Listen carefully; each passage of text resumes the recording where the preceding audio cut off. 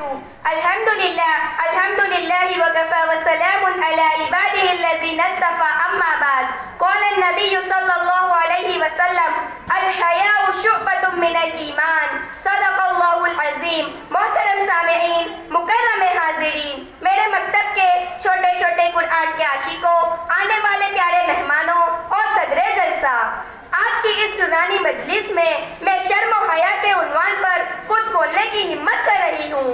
دعا کیجئے کہ اللہ تعالیٰ کہنے سننے سے زیادہ عمل کی توفیق عطا فرمائے. آمین. میری بہنوں، آج مسلمانوں میں بے حیائی اور بے شرمی کہاں سے آئی؟ آج مسلمانوں میں دین کے بجائے بددینی کہاں سے آئی؟ آج مسلمانوں کا کردار کیوں تباہ ہو گیا ہے؟ آج مسلمان لڑکی کی عزت کے ساتھ کیوں کھلواڑ کیا جا رہا ہے؟ اس کا جواب یہ ہے کہ آج ہم نے ناچ، گانا اور فیشن پرستی کو اپنا زیور بنا لیا ہے. آج ہم انگریزی تہذیب کو اپنا رہے ہیں.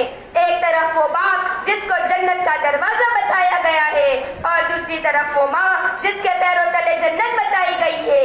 وہ دونوں موجود ہے. لڑکیاں اسٹیج پر آتی ہے اور اپنا ناچ گانا شروع کر دیتی ہے اور ماں باپ اپنی لڑکی کے ڈانس پر بہت خوش ہوتے ہیں.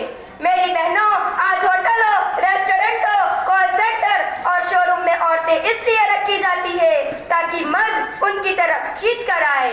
حالانکہ اللہ تعالیٰ نے انسان کو اشرف المخلوقات بنا کر اتنی خوبیوں سے نوازا ہے. ان خوبیوں میں سے ایک خوبی شرم و حیا ہے، جس سے بندے گندے اور ناپسندیدہ کاموں سے بچتے ہیں.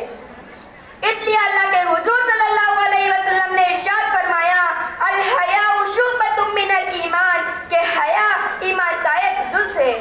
حضور صلی اللہ علیہ وسلم نے ارشاد فرمایا اذا لم تستحی فاصنع ما شئت، کہ جب شرم و حیا نہ رہے گی تو جو چاہے مرضی کر. جب شرم و حیا نہیں رہتی تو باپ بھائی کا بھی خیال نہیں رہتا. حالانکہ حیا عورت کا زیور ہے. اسی لیے عورت کو اذان دینے سے منع کیا گیا ہے.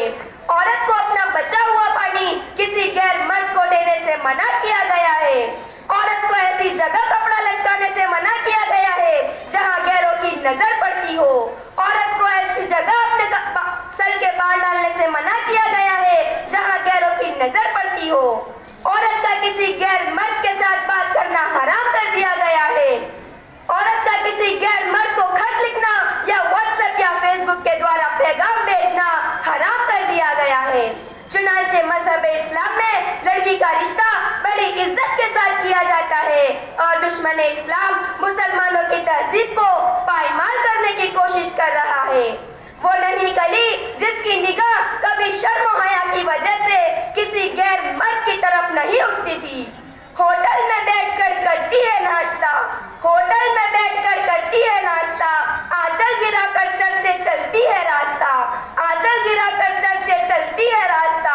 شرم و حیا سے اب کوئی رحمت نہیں رہی، شرم و حیا سے اب کوئی رحمت نہیں رہی. بی بی فاطمہ جیسی اب کوئی عورت نہیں رہی، بی بی فاطمہ جیسی اب کوئی عورت نہیں رہی.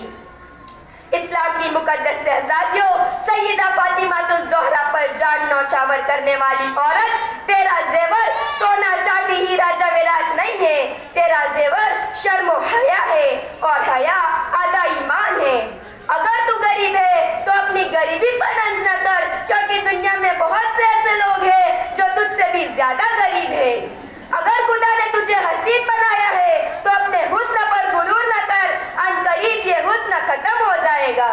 چنانچہ حضرت علی رضی اللہ تعالیٰ عنہ فرماتے ہیں کہ میں اور حضرت فاطمہ رضی اللہ تعالیٰ عنہ حضور صلی اللہ علیہ وسلم کی خدمت میں حاضر ہوئے تو انہیں روتا ہوا پایا.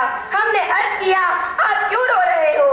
تو حضور صلی اللہ علیہ وسلم نے ارشاد فرمایا کہ میں نے جب معراج کیا تو ایک عورت کو دیکھا جس کے جسم کو آگ کی قینچی سے کاٹا جا رہا تھا. ہم نے عرض کیا اس عورت نے کیا ظلم کیا تھا؟ تو حضور صلی اللہ علیہ وسلم نے ارشاد فرمایا کہ وہ عورت اپنا حسن جمال جسم دکھاتی پھرتی تھی، اس لیے اسے آج وہ عذاب ہو رہا ہے. میری بہنوں، آج میں حیا سے متعلق ایک اور واقعہ بیان کر رہی ہوں. عبداللہ سامی رحمۃ اللہ علیہ ابو صالح رحمۃ اللہ علیہ سے فرماتے ہیں کہ میری ایک لڑکی ہے جو پاؤں سے لنگڑی، آنکھوں سے اندھی اور کانوں سے بہری ہے. اب جب نکاح ہو گیا تب پہلی بار اس لڑکی کو دیکھا تو حیران رہ گئے. وہ لڑکی صحیح تعلیم اور حسن جمال کی مالک تھی. انہیں وسوسہ ہوا کہ یہ کوئی اور لڑکی ہے. وہ اسی وقت باہر نکلے اور شیخ عبداللہ کی خدمت میں حاضر ہو کر پورا واقعہ بیان کیا. انہوں نے فرمایا یہ لڑکی میری لگتے جگر اور یہ تمہاری ہی بیوی ہے. اس نے آج تک گھر سے باہر قدم نہیں نکالا اس لیے وہ لنگڑی ہے. اس نے آج تک خلافت کی کوئی بات نہیں سنی اس لیے وہ بہری ہے. اس نے آج تک کسی نامحرم مرد پر نظر نہیں ڈالی اس لیے وہ اندھی ہے. پھر اسی باحیا لڑکی سے شیخ عبد القادر جیلانی رحمت اللہ علیہ پیدا ہوئے. جب ماں حیادار ہوتی ہے تو اس کے بچے بھی حیادار ہوتے ہیں. عورت وہ ہستی ہے جس کی باتوں اور نظروں میں حیا، جس کی امیری غریبی میں حیا، جس کے آنچل میں حیا. حیا اس کا زیور ہے، حیا اس کا نور ہے، حیا ہی اس کی عظمت ہے. بلکہ حیا کے بنا اس کا ایمان بھی ادھورا اور نامکمل ہے.